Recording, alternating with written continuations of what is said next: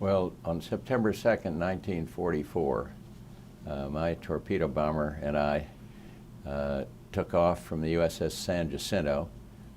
We were part of Task Force 58. The very next day, we were to move south under Halsey's fleet to be part of Task Force 38. And so I knew that after this mission, our ship would head south, a couple of thousand miles away. In any event, it was a clear day. Best of my memory, I was just turned 20, and I knew it was going to be a fairly dangerous mission because the day before, our air group, our squadron, VT-51, had flown over Chichi Jima, and we'd encountered a fair amount of flak. So I knew it was going to be tough, but this was our duty was. There was no question about it. And the thing that was different on this flight is my friend who was the gunnery officer, a fellow Yale graduate, came up to me and said, "Can I fly with you, Ted White?" And I said, "Sure, if you want to. I mean, but you got to get permission from the skipper of our squadron." And he said, well, he had no problem with it. So my gunner did not fly, and Ted White did. Anyway, we climbed to 10,000 or 12,000. And our mission was to drop four 500-pound bombs on a radio station on Chichi Jima. And I was the second two-man flights, two of them, the leader, our skipper, and then I had a guy named Miltmore on my wing. And we dove over, pushed over at about that. You feel like you're going straight down, but it was about I think 40 degrees or maybe less, but you felt like a dive bomb. Anyway, we got in there. The flak was very heavy. You could just see it and hear it almost around you. As I was 2/3 of the way down, I felt this whole plane jolt forward, and soon it was a lot of smoke. I looked on the wings of the plane after I pulled out, and you could see the flames going down where the wings folded on the TBF, and I knew I was in serious trouble. I did manage to, before pulling out to go out to try to get to safety, I did manage to drop the bombs and did what I was paid to do, what I wanted to do for our country. Then I went out to sea. I saw that I couldn't possibly fly this plane back to the ship, and it was all happening very fast. When I saw the flame along the wing, which is right where the fuel tanks are, I said, I better get out of here. Turned the plane to the right to take the wind off the take the slipstream off the door where the crewman's supposed to get out. Made about a 180, and then I told them to get out, and then I jumped out myself. It turned out that one of them, fortunately, one of them had gotten out. It was reported by the Japanese and confirmed where he went down, which was a great relief to me, even though I still worry about the loss of those two men to this very day. I made an exit from the plane, dove out onto the wing. I did it very badly. I pulled the ripcord too soon.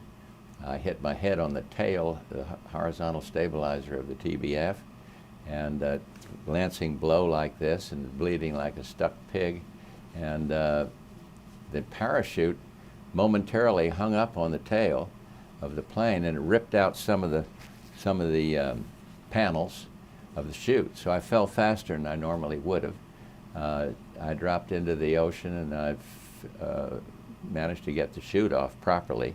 You're supposed to undo the strap here and then hold your hands up so when you hit the water the chute will blow away, which it did, right on towards Chichi Jima. And but I had failed to hook my seat pack on, hook my lifeboat onto the parachute.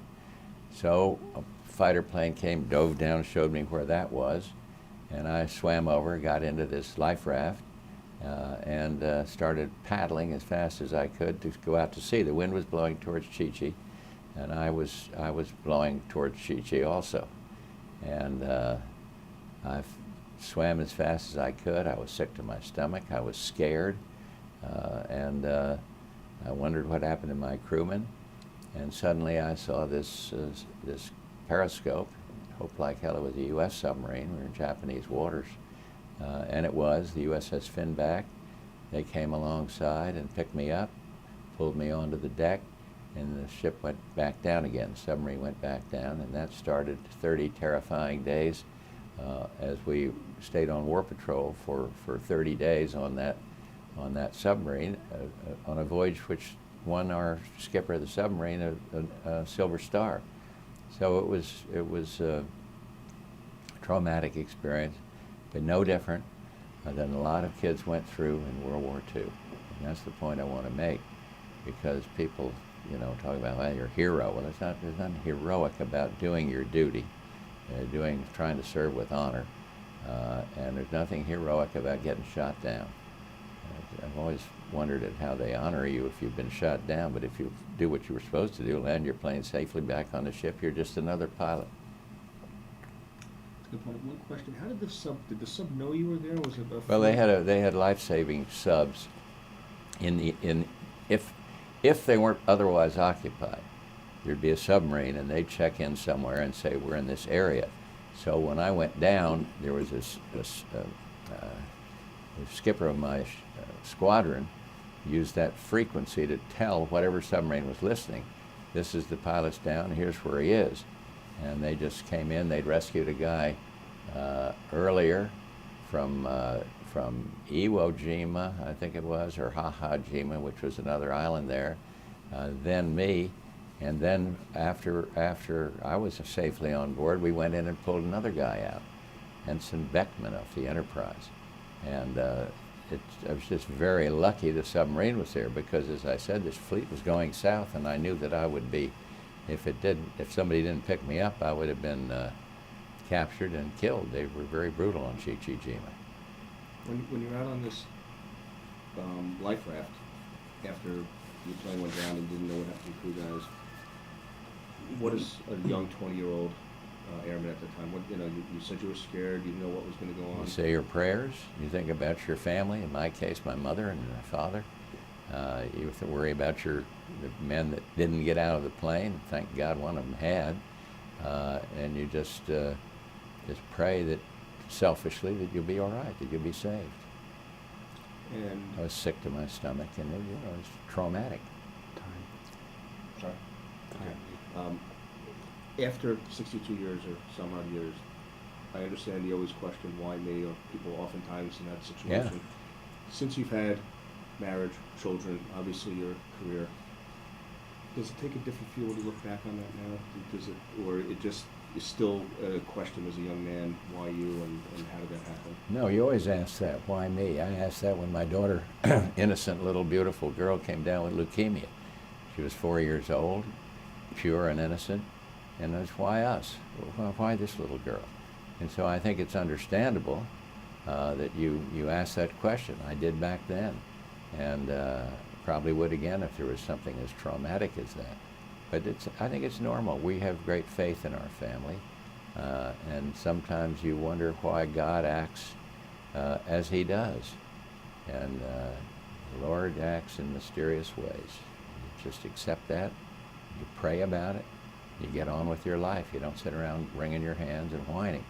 And so I was blessed in this naval experience, and I wondered, why was I spared when two friends in the plane with me were killed? I don't know the answer.